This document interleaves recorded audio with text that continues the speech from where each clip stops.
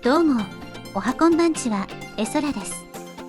今回の内容の流れです。ということで、超有名で最強のアドオン、ブレンダーキットです。このアドオンは、モデル、マテリアル、HDRS、シーン、ブラシのたくさんのアセットが用意されています。その数は現時点で5万種類以上となっており、とても充実しています。ただし、その全てを使用するには月額料金制で有料なのですが、無料でも約半数のアセットを使用することができます。無料でも十分の量のアセットが使えますし、クオリティも高いです。なのでとりあえず無料プランから使用してみて、気に入ったら有料プランに移行するのも良いでしょう。それでは行きましょう。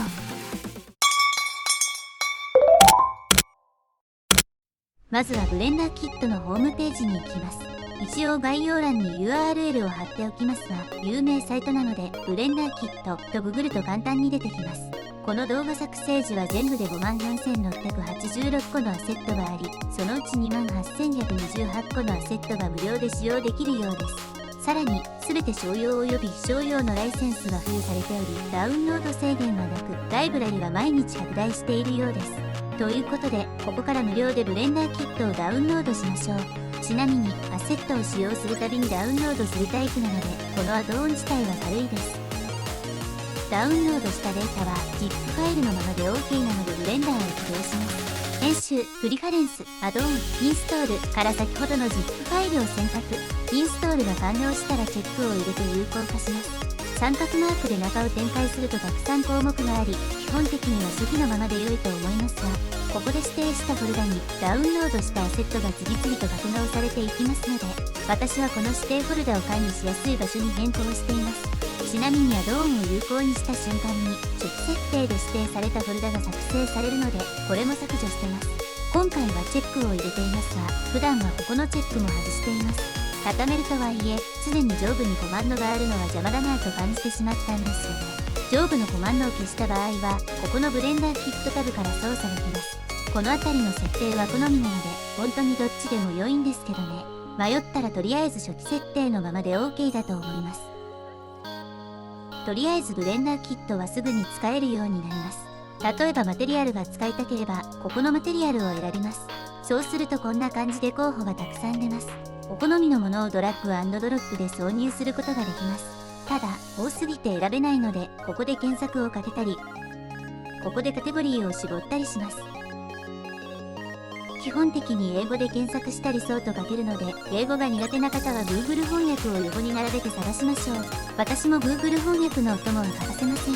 ちなみにマテリアルはほとんどが無料プランでも使用できますが、モデルなどの他のものは結構有料プランのものもあります。この鍵のマークがそうなんですが、邪魔な場合はここのフリーファーストにチェックを入れて無料アセットを優先表示できます。ブレンダーキットは全てがライセンスフリーですが、その中でもロイヤリティフリーか CC0 かを選択できます。ライセンス関係機になる人はここで CC0 のみにもできますが、さすがに数は激減しますね。ブレンダー内での検索も結構便利ですが、それでもやりにくい方はブレンダーキットのホームページに行ってブラウザ上で検索して、先に欲しいアセットの目処をつけておくのもいいかもしれません。今回はこのモデルが着用している服のマテリアルを割り当てていきます。こんな感じに気になったマテリアルをポンポン当てるだけでも楽しいです。微調整がしたい場合は編集することも可能です。マテリアルの場合はシェーダー編集したり、場合によっては UV 展開を調整することがあると思います。ブレンダーキットのアセットは制作者様も様々なので、濃度の組まれ方も制作者様によって多少違います。なので調整したいときは一概にこうしましょうとも言いにくいです。そのあたりの基礎はアセットを使うにしてもある程度勉強が必要ですね。私も日々勉強の毎日ですね。ということで、こんな感じにマテリアルを当てることができました。刀もあったので適当に持たせてみました。ええやん。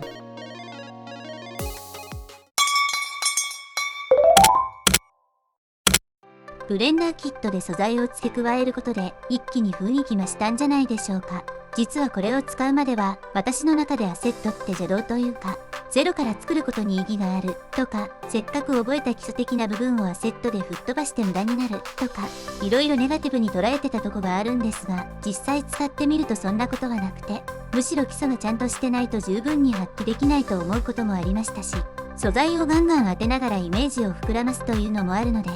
作りたいもののイメージをアセット中心で作成してから、その後でカスタムしたりゼロから制作したり、とにかく全然悪いものではなかったしおすすめです。それとアセット系のアドオンってすごく多くて、例えば植物だけに特化したアドオンとか、マテリアルだけに特化したアドオンとか色々あります。ブレンダーキットは無料プランがあってアセットの幅も広いので、まずはこれでアセットとは何たるかを体感して、必要に応じて有料プランに移行したり、何かに特化したアドオンを探したりできるので、アセット系アドオンの入門としてもおすすめです。今回の動画はいかがだったでしょうか。少しでもお役に立つことができていれば光栄です。コメントや高評価していただけると今後の励みになってとても嬉しいです。チャンネル登録なんてしてもらえたらさらに喜びます。ということで、ここまでご視聴ありがとうございました。では次回の動画でまた会いましょう。